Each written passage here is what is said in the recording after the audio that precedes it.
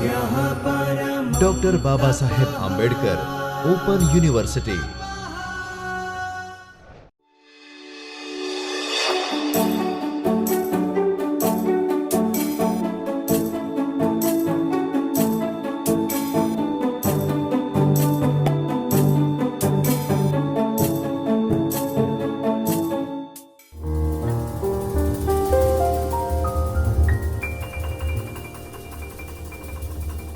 નમસ્કાર વિદ્યાર્થી મિત્રો, સ્વયંના ઓનલાઈન કોર્સ કે જેનું નામ છે હ્યુમેનિટી અને સોશિયલ સાયન્સમાં સંશોધન અને પ્રકાશન નૈતિકતાના વિડીયો લેક્ચર પ્લેગરિઝમ સોફ્ટવેરનો ઉપયોગ ભાગ 1માં તમારું સ્વાગત કરું છું. વિદ્યાર્થી મિત્રો, આ લેક્ચરમાં આપણે પ્લેગરિઝમ સોફ્ટવેરના જે પ્રખ્યાત સોફ્ટવેર છે તેમનો પરિચય મેળવીશું, તેમનો વિકાસ કેવી રીતના થયો, તેમાં કઈ સંશોધન પદ્ધતિનો ઉપયોગ થાય છે અને તેના જરૂરી લક્ષણો કયા કયા છે તેના વિશે માહિતી મેળવીશું. તો આપણે જોઈએ કે આ લેક્ચરમાં આપણે સૌપ્રથમ પરિચય મેળવીશું, ત્યારબાદ પ્લેગરિઝમ એટલે કે સાહિત્ય ચોરીના પ્રકારો કયા કયા છે તેના વિશે વિગતે માહિતી મેળવીશું. ત્યારબાદ પ્લેગરિઝમ સોફ્ટવેરમાં કઈ પદ્ધતિ અને ટેકનોલોજીનો ઉપયોગ થાય છે તેના વિશે માહિતી મેળવીશું. ત્યારબાદ પ્લેગરિઝમ ડિટેક્શન સોફ્ટવેરનો વિકાસ ક્રમશઃ કેવી રીતના થયો તેના વિશે માહિતી મેળવીશું અને પ્લેગરિઝમ ડિટેક્શન ટૂલ્સની મુખ્ય લાક્ષણિકતાઓ કઈ કઈ છે, કઈ કઈ હોવી જોઈએ તેના વિશે માહિતી મેળવીશું અને લાસ્ટમાં પ્લેગરિઝમમાંથી બચવાના ઉપાયો કયા કયા છે તેના વિશે વિગતે માહિતી મેળવીશું. આ ભાગ 1માં આપણે તેની થિયોરિટિકલ માહિતી મેળવીશું અને આના પછીના વિડીયો લેક્ચર એટલે કે ભાગ 2માં આપણે તેનો પ્રેક્ટિકલ યુઝ કેવી રીતના થાય છે તેના વિશે માહિતી જોઈશું. તો પરિચય જોઈએ કે આપણે સૌ જાણીએ છીએ પ્લેગરિઝમ એટલે કે જેને આપણે સાહિત્ય ચોરી પણ કહી શકાય, એટલે કે બીજાના શબ્દો, વિચારો, સંશોધન અથવા તો સર્જનાત્મક કાર્યની કોપી કરવી અથવા તો જે એઝ ઇટ ઇઝ હોય તેને પેરાફ્રેઝિંગ કરીને પોતાનું છે તેવું બતાવવું, તે એક પ્લેગરિઝમનો ભાગ કહી શકાય.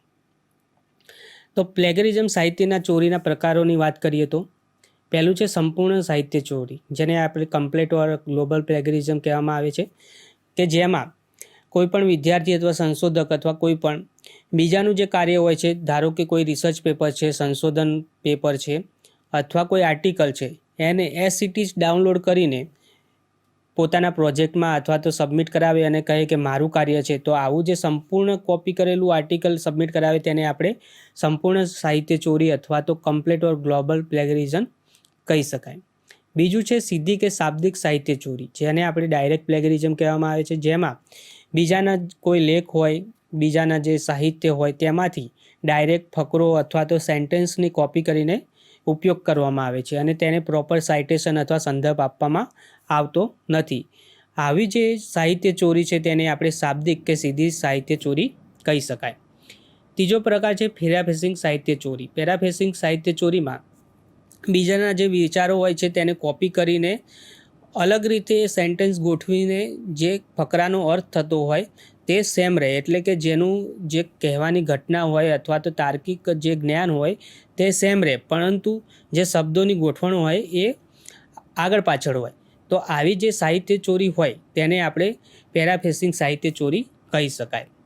ત્યારબાદ છે પેચવર્ક અથવા તો મોઝેક સાહિત્ય ચોરી, જેને અલગ અલગ સાહિત્યોમાંથી, અલગ અલગ આર્ટિકલોમાંથી થોડા શબ્દો અથવા ફકરાઓની કોપી પેસ્ટ કરવામાં આવે છે અને એક નવું આર્ટિકલ બનાવવામાં આવે છે.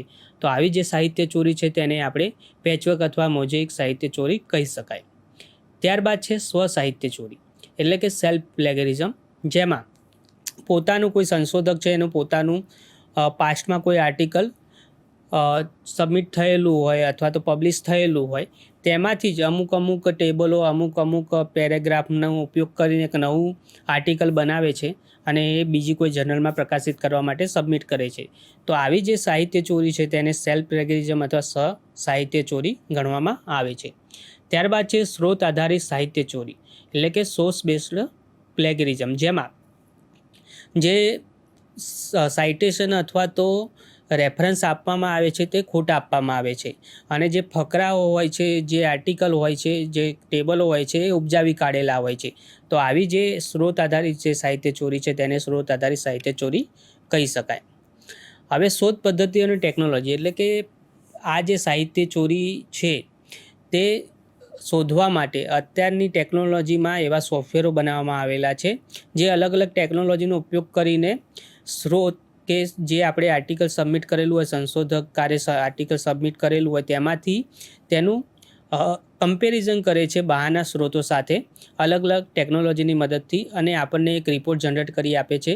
તો આવા જે સોફ્ટવેર છે પ્લેગરિઝમ શોધવાના એ અલગ અલગ શોધ ટેકનોલોજીનો ઉપયોગ કરતા હોય છે. તો આ ટેકનોલોજીઓ કઈ કઈ છે તેની આપણે વાત કરીએ.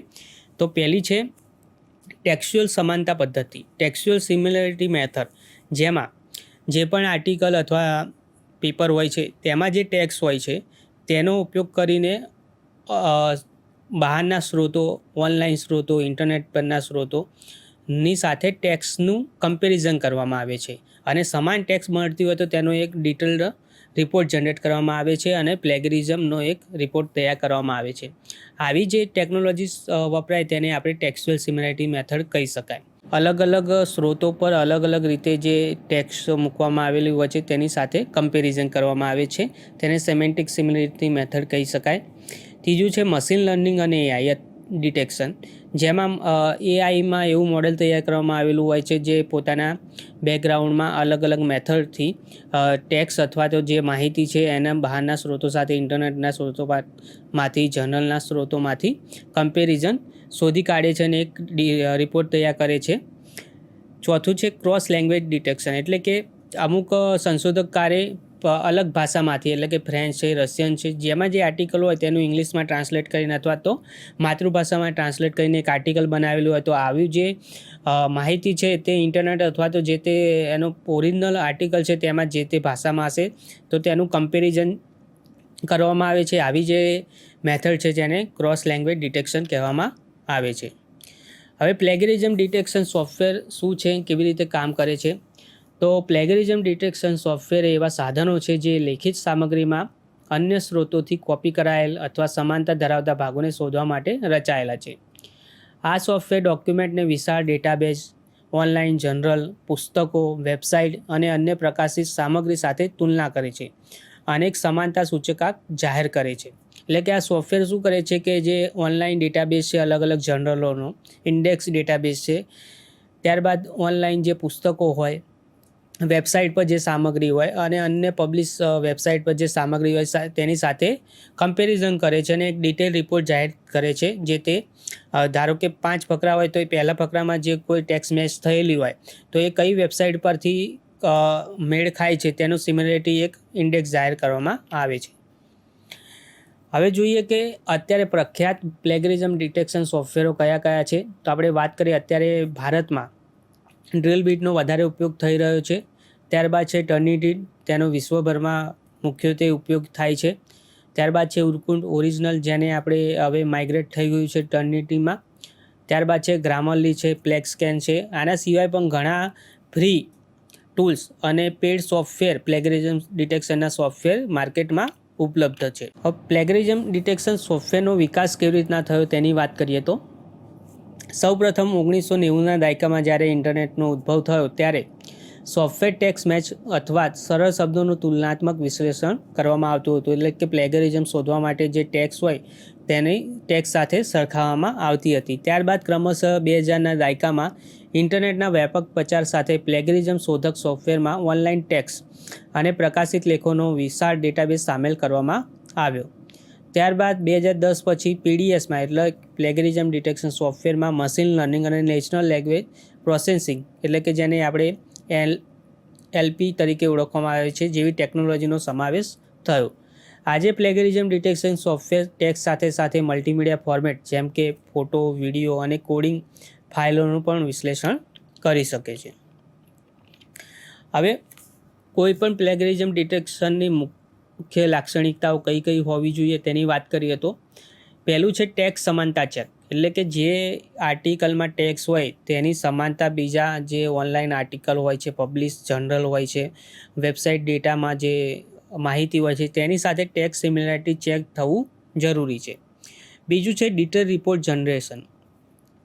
હવે ડિટેલ રિપોર્ટ જનરેશન એટલે કે ટેક્સની સમાનતા બીજા સ્ત્રોતો સાથે કરીને જે સ્ત્રોતો મેચ થાય છે તેનો એક ડિટેલ રિપોર્ટ તૈયાર કરે કે કઈ વેબસાઇટમાંથી કયા ફકરામાંથી કયા URL છે તે વેબસાઇટનું તેનો એક ડિટેલ રિપોર્ટ તૈયાર કરે છે અને કેટલા ટકા થાય છે કે કોઈ રિસર્ચ પેપર 10 પેજનું હોય તો 10 પેજના બધા જ ફકરા કોઈ મેચ થતા હોય તો 100% પ્લેગરિઝમ છે તેમ કહી શકાય. એટલે કે કેટલા ટકાનું પ્લેગરિઝમ દર્શાવે છે તેનો એક રિપોર્ટ તૈયાર થતો હોવો જોઈએ. ત્રીજું છે multi language support. Multi language support અત્યારે ખાસ જરૂરી છે પ્લેગરિઝમ ડિટેક્શન સોફ્ટવેરમાં, કારણ કે ઘણા એવા સાહિત્ય હોય છે જે બીજી ભાષામાં અવેલેબલ હોય છે, ફ્રેન્ચ છે, રશિયન છે. તો આવા જે સાહિત્ય હોય છે, આર્ટિકલો હોય છે, તેને આપણે ઇન્ડિયન માર્કેટની વાત કરીએ તો ઇન્ડિયાના સંશોધકો છે, યુકેના સંશોધકો છે, અમેરિકાના છે, તો એ ઇંગ્લિશ લેંગ્વેજમાં ટ્રાન્સલેટ કરીને નવો લેખ બનાવી શકે છે. તો ક્રોસ લેંગ્વેજ સપોર્ટ હશે તો ખ્યાલ આવશે કે કઈ વેબસાઇટમાંથી, કયા આર્ટિકલમાંથી, કયા ફ્રેન્ચ આર્ટિકલમાંથી આ પ્લેગરિઝમ થયેલું છે અથવા તો સિમિલરિટી થાય છે. ત્યારબાદ છે ચોથું છે કન્ટેન્ટ ડેટાબેઝ સાથે સંકલન. હવે ઘણા એવા જનરલોનો ડેટાબેઝ હોય છે જે ઓપન એક્સેસ હોતો નથી, પેડ અથવા સબસ્ક્રાઇબ બેઝ જનરલ હોય છે. તો તેમાં જે આર્ટિકલ પબ્લિશ થયેલા હોય છે તો તેનું કોઈ ઓપન એક્સેસ અવેલેબલ હોતું નથી. તો ડ્રીલબીટ છે, ટર્નિટીન છે, આ જે મોટા પ્રખ્યાત સોફ્ટવેરો છે તે આવા ડેટાબેઝ સાથે કરાર કરે છે અને એમનો જે આર્ટિકલોનો ડેટાબેઝ હોય છે તે ઇન્ડેક્સ કરી આપે છે પોતાના સોફ્ટવેરમાં, અને આ સોફ્ટવેરના ઉપયોગથી આપણે તે જાણી શકીએ છીએ કોઈ જનરલ સબસ્ક્રાઇબ બેઝ જનરલ છે તો તેમાંથી કોઈ આર્ટિકલમાંથી કઈ ટેક્સ્ટ કોપી થયેલી હોય, ડેટા કોપી થયેલું હોય તો આપણને તેના રિપોર્ટમાં દર્શાવી શકે છે.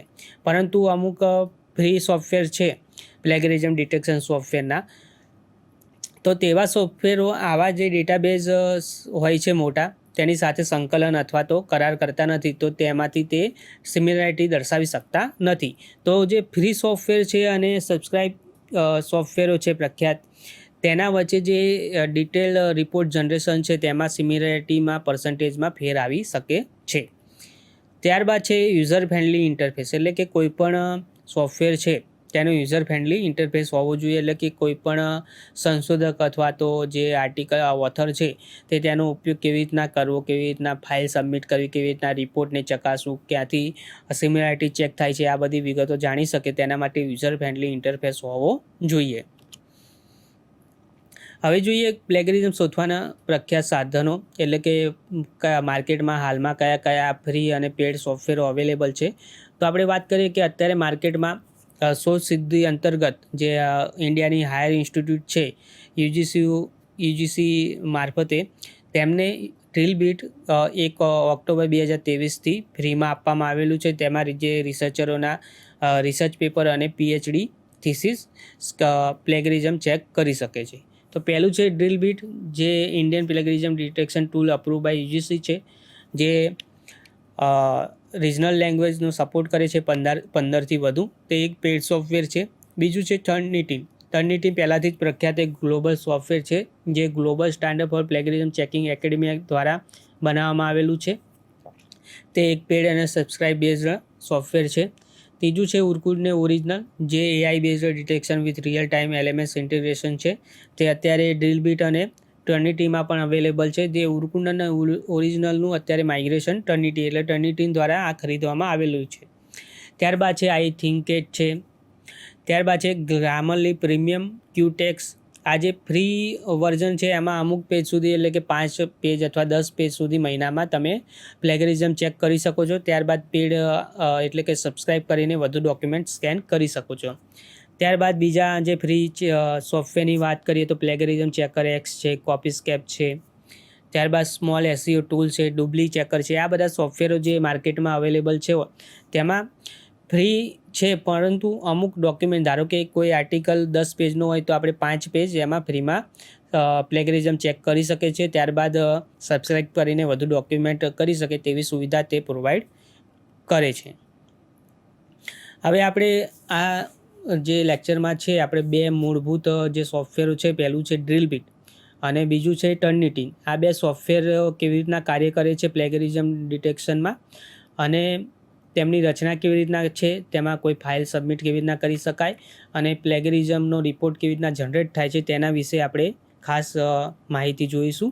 તો પહેલી આપણે વાત કરીએ કે ડ્રીલબીટ સોફ્ટવેરની. તો ડ્રીલ બીટ સોફ્ટવેર છે ભારત આધારિત પ્લેગરિઝમ ડિટેક્શન સોફ્ટવેર છે, જે 1 ઓક્ટોબર 2023થી ઇમ્પ્લિમેન્ટ દ્વારા ડ્રીલ બીટ એક્સ્ટ્રીમ, જેને હાયર એજ્યુકેશન ઇન્સ્ટિટ્યૂટ માટે શોધ સિદ્ધિ કાર્યક્રમ અંતર્ગત ઉપલબ્ધ કરવામાં આવ્યું છે. એટલે કે ઇમ્પ્લિમેન્ટ સંસ્થા દ્વારા પહેલાં 1 ઓક્ટોબર 2023થી પહેલાં જે હાયર ઇન્સ્ટિટ્યૂટને ઉરકુંડનું ઇન્ટરફેસ આપવામાં આવેલો હતો. ત્યારબાદ 1 ઓક્ટોબર 2023થી ઇમ્પ્લિમેન્ટ દ્વારા ડ્રીલ બીટ એક્સ્ટ્રીમ સાથે MOU કરીને ઇન્ડિયાની જે પણ હાયર ઇન્સ્ટિટ્યૂટ છે ગવર્મેન્ટ થ્રુ છે, તેમને રિસર્ચ પેપર, PhD સ્ટુડન્ટોના રિસર્ચ પેપર અને તેમના થીસીસ સ્કેન કરી શકે અને પ્લેગરિઝમ શોધી શકે તેના માટે શોધ સિદ્ધુ કાર્યક્રમ હેઠળ ઉપલબ્ધ કરવામાં આવ્યું છે. આપ તેની વેબસાઇટનું ફ્રન્ટ પેજ જોઈ શકતો સ્ક્રીનશોટમાં. આપણે તેની ભાગ 2માં વિગતે ચર્ચા કરીશું. હવે જે ડ્રીલ બીટના જરૂરી લક્ષણો અને ક્ષમતાઓ છે તેના વિશે વાત કરીએ તો પહેલું છે સિમિલરિટી ચેકિંગ, એટલે કે વેબસાઇટ, પબ્લિશર સામગ્રી, એટલે કે જનરલ જે પબ્લિશ થયેલી હોય, આર્ટિકલો પબ્લિશ થયેલા હોય, વિદ્યાર્થીઓના કામ અને રિપોઝિટરી સાથે સરખામણી કરે છે. બીજું છે મલ્ટી લેંગ્વેજ સપોર્ટ, એટલે કે અંગ્રેજી ઉપરાંત જે 15 ભારતીય રિજનલ લેંગ્વેજો છે, તમિલ થઈ ગઈ, તેલુગુ થઈ ગઈ, ગુજરાતી થઈ ગઈ, આવી જે 15 પ્રખ્યાત ભારતની ભાષાઓ છે તેને સપોર્ટ કરે છે. એટલે કે તે ભાષામાં ડોક્યુમેન્ટ આપણે સિમિલરિટી ચેક કરી શકીએ છીએ. ત્યારબાદ છે AI બેઝડ ડિટેક્શન, એટલે કે અમુક અત્યારે ChatGPT બીજા AI ટૂલનો ઉપયોગ કરતા હોય છે, તો તેના દ્વારા જે ટેક્સ્ટ જનરેટ થયેલું હોય, પેરેગ્રાફ જનરેટ થયેલા હોય, તો તેનું પ્રમાણ કેટલું છે તે પણ આ સોફ્ટવેર દર્શાવવા માટે સક્ષમ છે. ત્યારબાદ છે હિડન ટેક્સ્ટ ડિટેક્શન. હિડન એટલે કે હિડન કેરેક્ટર છે, નાના ફોન્ટ છે, ખાસ અક્ષરો છે વગેરેને શોધી શકવા માટે સક્ષમ છે. ત્યારબાદ છે LMS ઇન્ટિગ્રેશન, એટલે કે આ સોફ્ટવેરની અંદર ગૂગલ ક્લાસરૂમ સહિત અન્ય લર્નિંગ મેનેજમેન્ટ સિસ્ટમ સાથે સંકલિત કરી શકાય છે. ત્યારબાદ છે એડમિન મોનિટરિંગ પેનલ, જે કેન્દ્રીય સંચાલન માટે ફીચર ઉપલબ્ધ કરાવે છે. આમાં 2 પ્રકારના યુઝર અકાઉન્ટ બની શકે છે. પહેલું છે એડમિન પોર્ટલ અને બીજું છે user account. Admin portal through નવા યુઝર બનાવવામાં આવે છે, તેમને કેટલા ડોક્યુમેન્ટ સ્કેન કરવા તેની ઓથોરિટી આપવામાં આવે છે, અને યુઝર અકાઉન્ટ દ્વારા કોઈપણ ફાઇલ સબમિટ કરીને તેનો રિપોર્ટ જનરેટ કરી શકાય છે. યુઝર પેનલમાંથી કેટલા યુઝર છે, કેટલા પ્લેગરિઝમ ડિટેક્શન ટૂલનો ઉપયોગ કરીને કેટલા ડોક્યુમેન્ટ સબમિટ કરેલા છે, તેમના રિપોર્ટ શું આવે છે, તે બધું એડમિન અકાઉન્ટમાંથી એડમિન છે જે એક્સેસ કરી શકે છે. ત્યારબાદ છે QR code enable report. Plagiarism report મોબાઈલથી ડાઉનલોડ કરી શકાય છે, એટલે કે ડ્રીલ બીટ સોફ્ટવેરમાં જે પણ આપણે આર્ટિકલ પ્લેગરિઝમ માટે સબમિટ કરીએ, સબમિટ થયા બાદ તેનો ડિટેલ રિપોર્ટ જનરેટ થાય છે, અને ડિટેલ રિપોર્ટ જનરેટ થયા બાદ આપણે 1 પેજનું એક રિપોર્ટ ડાઉનલોડ કરી શકીએ છીએ. તેમાં એક QR કોડ પ્રોવાઈડ કરે છે પર્ટિક્યુલર સબમિશન આઈડીનો. એક QR કોડ બીજા મોબાઈલ દ્વારા અથવા તો અન્ય સ્કેનર દ્વારા સ્કેન કરવાથી જે ડિટેલ રિપોર્ટ હતો એ સીધો આપણે ઓનલાઈન જોઈ શકીએ છીએ. તેવી સુવિધા ડ્રીલ બીટ અને પ્રોવાઈડ કરે છે. ત્યારબાદ છે ઓટોમેટેડ ગ્રેડિંગ સિસ્ટમ, એટલે કે ગ્રેડ આપવાનું ઓટોમેટેડ સાધન ઉપલબ્ધ છે. એટલે કે UGCના નિયમ મુજબ 4 લેવલના પ્લેગરિઝમ છે, લેવલ 0, લેવલ 1, 2 અને 3. તો તેને અલગ અલગ કલરમાં દર્શાવીને ગ્રેડ કયો છે તે પણ દર્શાવે છે. ત્યારબાદ બીજું સોફ્ટવેર છે ટર્નિટી. તો ટર્નિટીને વિશ્વવ્યાપી રીતે માન્ય પ્લેગરિઝમ ડિટેક્શન અને અસાઇનમેન્ટ મેનેજમેન્ટ સિસ્ટમ છે. 1998માં સ્થાપિત ટર્નિટીને હવે વિશ્વની હજારો યુનિવર્સિટીઓ, કોલેજો અને શાળામાં ઉપયોગમાં લેવામાં આવે છે. હવે આપણે ડ્રીલ બીટની વાત કરીએ તો તેમાં 2 જ પ્રકારના મોડ્યુલ ઉપલબ્ધ છે. પહેલું છે એડમિન યુઝર અને બીજું છે સિમ્પલ યુઝર, જે ડોક્યુમેન્ટ સબમિટ કરે છે. પરંતુ ટર્નિટીમાં એવી સુવિધા છે કે એક અલગ ઇન્સ્ટ્રક્ટરનું એક આઈડી હોય છે, તેના દ્વારા સ્ટુડન્ટના અલગ અલગ આઈડી ક્રિએટ કરવામાં આવે છે અને અલગ અલગ ડોક્યુમેન્ટ બનાવવામાં આવે છે. અને સ્ટુડન્ટ જે ઇન્સ્ટ્રક્ટરે સ્ટુડન્ટનું આઈડી ક્રિએટ કર્યું હોય તે સ્ટુડન્ટ પર્ટિક્યુલર અસાઇનમેન્ટના ફોલ્ડરમાં પોતાનું ડોક્યુમેન્ટ સબમિટ કરી શકે છે. હવે જરૂરી લક્ષણો દેખીએ ટર્નિટીના, તો પહેલું છે સિમિલરિટી રિપોર્ટ, જે આપણે ડ્રીલ બીટમાં પણ ઉપલબ્ધ છે. તો તુલના વૈશ્વિક વેબ પ્રકાશિત સામગ્રી અને વિદ્યાર્થી ડેટાબેઝ સાથે કરી સમાનતાનું ટકાવારી દર્શાવતું રિપોર્ટ આપે છે. એટલે એમાં જે પણ વિદ્યાર્થીઓ દ્વારા અસાઇનમેન્ટ સબમિટ કરવામાં આવે છે તે બધા તેની રિપોઝિટરીમાં સેવ થાય છે અને અન્ય વિદ્યાર્થી દ્વારા જ્યારે નવો અસાઇનમેન્ટ સબમિટ કરવામાં આવે તો જે ઓલ્ડ અસાઇનમેન્ટ છે તેની સાથે પણ કમ્પેરિઝન કરે છે અને એક ડિટેલ રિપોર્ટ તૈયાર કરે છે. ત્યારબાદ છે એક્સટેન્સિવ ડેટાબેઝ, એટલે કે ટર્નિટીન પાસે કરોડો પ્રિવિયસલી સબમિટ પેપર, સામગ્રી, પ્રકાશકો અને વેબસાઇટનો વિશાળ ડેટાબેઝ ઉપલબ્ધ છે. ફીડબેક સ્ટુડિયો, જેમાં શિક્ષકો માટે માર્કઅપ ટૂલ, ગ્રેડિંગ અને ઇનલાઇન કોમેન્ટ જેવી સુવિધાઓ પણ ઉપલબ્ધ છે.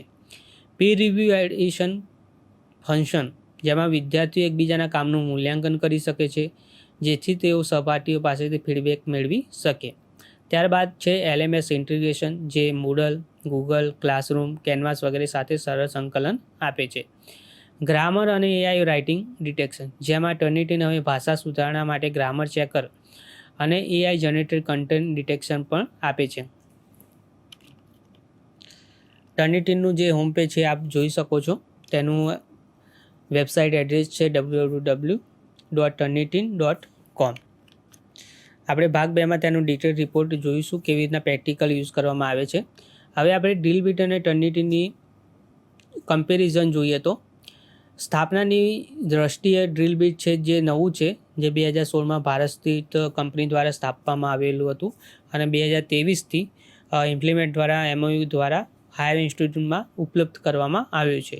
જ્યારે ટર્નિટીન છે 1998માં US આધારિત વૈશ્વિક સ્તરે જાણીતી કંપની છે. ભાષા સપોર્ટની વાત કરીએ તો ડ્રીલબીટ છે અંગ્રેજી ઉપરાંત 15 ભારતીય ભાષાઓ OCR એટલે કે optical character recognition through detect કરી શકે છે. જ્યારે ટર્નિટીન છે મુખ્યત્વે અંગ્રેજી અને અન્ય કેટલીક આંતરરાષ્ટ્રીય ભાષાઓને સપોર્ટ કરે છે. ડેટાબેઝ કવરેજની વાત કરીએ તો ડ્રીલબીટ છે સરકારી website, thesis, conference paper, open access સામગ્રીમાં સંકલન કરેલું છે.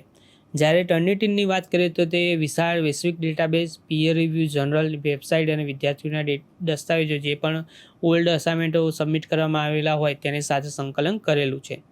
ઇન્ટિગ્રેશન વિથ LMS, તો ડ્રીલબીટમાં ગૂગલ ક્લાસરૂમ, મૂડલ વગેરે સાથે સંકલિત છે. તેવી જ રીતે ટર્નિટીમાં પણ મૂડલ, કેનવાસ, બ્લેકબોર્ડ, ગૂગલ ક્લાસરૂમ વગેરે સાથે સંકલન ધરાવે છે. મોબાઈલની એક્સેસની વાત કરીએ તો QR કોડ દ્વારા રિપોર્ટ ડાઉનલોડ કરી શકાય છે, જ્યારે ટર્નિટીનમાં મોબાઈલ ફ્રેન્ડલી ઇન્ટરફેસ પ્રોવાઈડ કરે છે. રિજનલ રીચની વાત કરીએ તો ભારતીય સંસ્થાઓમાં વ્યાપક ઉપયોગ ઇમ્પ્લિમેન્ટ દ્વારા પ્રસાર કરવામાં આવેલો છે. એટલે કે ઇમ્પ્લિમેન્ટ દ્વારા આ જે પ્લેગરિઝમ ડિટેક્શન ટૂલ છે ડ્રીલબીટ સાથે MOU કરવામાં આવેલો છે અને જેટલી પણ હાયર ઇન્સ્ટિટ્યૂટ છે ઇન્ડિયામાં તેમાં તેનો પ્રસાર અને ઉપયોગ થઈ રહ્યો છે. જ્યારે ટર્નિટીનો વિશ્વભરમાં 15,000થી વધારે સંસ્થાઓમાં ઉપયોગ અત્યારે તેનાથી પણ વધારે હોઈ શકે ઉપયોગ થઈ રહ્યો છે. સુપરવાઇઝર ટૂલની વાત કરીએ તો આપણે વાત કરી કે ડ્રીલબીટ 2 જેવું સુપરવાઇઝર ટૂલ પ્રોવાઈડ કરે છે. પહેલું છે એડમિન પેનલ અને યુઝર પોર્ટલ. અને ટર્નિટીની વાત કરીએ તો તે inline comment, Rubik based grading, feedback studio વગેરે પ્રોવાઈડ કરે છે. લિમિટેશનની વાત કરીએ તો delay and report, user creation limit, international coverage ઓછી, એટલે કે અત્યારે પ્રખ્યાત નથી ઇન્ટરનેશનલમાં, તો તેની કવરેજ ઓછી હોઈ શકે છે ટર્નિટીનની મુકાબલે. ટર્નિટીનની વાત કરીએ તો ઇન્ડિયન લેંગ્વેજ જે 15થી વધારે ભાષાઓ ડ્રીલબીટ સપોર્ટ કરે છે, તો જે પ્રખ્યાત ભાષાઓ છે 5-6 તે જ ટર્નિટીન સપોર્ટ કરે છે અને તેના પર વધારે કામ થઈ રહ્યું છે. અને સબસ્ક્રિપ્શન કોસ્ટ પણ વધુ છે ડ્રીલબીટના મુકાબલે. સર્ટિફિકેટ અને સિક્યુરિટીની વાત કરીએ તો ડ્રીલબીટ છે ISO 2700/2013 GDPR SOC 2 Type 2 certificate ધરાવે છે, ત્યારે ટર્નિટી ફેરપા GDPR SOC 2 કમ્પ્લાયન્ટ સર્ટિફિકેટ ધરાવે છે. હવે વાત કરીએ કે કોઈપણ PDS માટે કયા લક્ષણો જરૂરી છે, તો પહેલું છે વ્યાપક ડેટાબેઝ કવરેજ, એટલે કે કોઈપણ પ્લેગરિઝમ ડિટેક્શન સોફ્ટવેર છે તો વ્યાપક ડેટાબેઝ કવરેજ એટલે કે જે અત્યારે મોસ્ટ ઓફ ડેટા છે તે ઓનલાઈન ઉપલબ્ધ હોય છે, ઓનલાઈન જનરલોમાં ઉપલબ્ધ હોય છે. અમુક જનરલ ઓપન એક્સેસ હોય છે, અમુક જે સબસ્ક્રાઇબ બેઝ છે. સર્વે સાથે સંકલન જરૂરી છે, તો જ બધી જે ઓનલાઈન ડેટાબેઝ છે તેની સાથે સિમિલારિટી ચેક થઈ શકે. તો પહેલું છે વ્યાપક ડેટાબેઝ કવરેજ જરૂરી છે. જે ઇન્ટરનેટ, શૈક્ષણિક જર્નલ, થીસીસ, રિપોઝિટરી અને અન્ય સ્ત્રોતોનો સમાવેશ તથા ડેટાબેઝ નિયમિત અપડેટ વધુ વૈશ્વિક સ્ત્રોતો સાથે સંકલન હોવું જરૂરી છે. એટલે કે આપણે વાત કરી કે ડેટાબેઝનું કવરેજ તો જરૂરી છે, પરંતુ નિશ્ચિત સમયગાળામાં ડેટાબેઝનું જે અપડેશન છે તે પણ જરૂરી છે. બીજું જરૂરી લક્ષણ છે બહુભાષી અને OCR ટેકનોલોજી સપોર્ટ. હવે અમુક ટેક્સ એવું હોય છે જેને આપણે અમુક લોકો ટેક્સમાં ઇમેજમાં કન્વર્ટ કરી દેતા હોય છે, તેથી તે ટેક્સ કોપી કરી શકાતી નથી. પરંતુ OCR ટેકનોલોજીથી તે ઇમેજને આપણે OCRમાં કન્વર્ટ કરી શકીએ છીએ અને ટેક્સમાં શું લખાણ લખેલું છે તે સોફ્ટવેરને માલુમ પડે છે. તો આવી જે OCR ટેકનોલોજી છે તે સપોર્ટેડ હોવી જરૂરી છે. તો અંગ્રેજી અને ભારતીય ભાષાઓ માટે સપોર્ટ કરતું તથા OCRની સુવિધા હોવી જરૂરી છે. ત્યારબાદ છે સચોટ સમાનતા રિપોર્ટ, એટલે કે મેચ થયેલ ટેક્સ્ટને હાઇલાઇટ કરવું અને સ્ત્રોત સાથે લિંક કરવી અને વપરાશકર્તા માટે સરળ રિપોર્ટ બનાવવો જરૂરી છે. એટલે કે જે પણ ટેક્સ સિમિલારિટી બહારના સ્ત્રોતો સાથે કમ્પેરિઝન થયેલી હોય, ટેક્સ સમાનતા આવેલી હોય તેનો એક ડિટેલ રિપોર્ટ જનરેટ થવો જરૂરી છે. ત્યારબાદ છે જટિલ નકલ શોધવાની ક્ષમતા, એટલે કે પેરાફ્રેસિંગ કરેલું હોય, છુપાયેલા અક્ષરો હોય, AI બેઝડ લખાણ કરેલું હોય, તો આવું જે લખાણ છે તે પણ ડિટેક્ટ થવું જરૂરી છે. ત્યારબાદ છે લર્નિંગ મેનેજમેન્ટ સિસ્ટમ, એટલે કે અમુક ગૂગલ ક્લાસરૂમ છે, મૂડલ છે, બ્લેકબોર્ડ જેવા જે લર્નિંગ મેનેજમેન્ટ સિસ્ટમ છે તેની સાથે ઇન્ટિગ્રેશન હોવું પણ જરૂરી છે, તેથી તે પેનલમાં ઉપયોગ કરી શકાય. વપરાશકર્તા વ્યવસ્થાપન, એટલે કે એડમિન, માર્ગદર્શક, વિદ્યાર્થી માટે અલગ અલગ યુઝર રોલ અને સિક્યોર એક્સેસ પણ હોવું જરૂરી છે, જેથી જે એડમિન છે તે યુઝર ક્રિએટ કરી શકે છે અને યુઝર છે કોઈ વિદ્યાર્થી છે પોતાના ડોક્યુમેન્ટ સબમિટ કરી તે તેના ગાઈડ દ્વારા પણ વિઝિબલ થઈ શકે છે. ત્યારબાદ છે દસ્તાવેજ સંગ્રહ અને ખાનગી રિપોઝિટરી, એટલે દસ્તાવેજોને ભવિષ્ય માટે સ્ટોર કરી શકાય તે માટે રિપોઝિટરીની સુવિધા હોવી જરૂરી છે.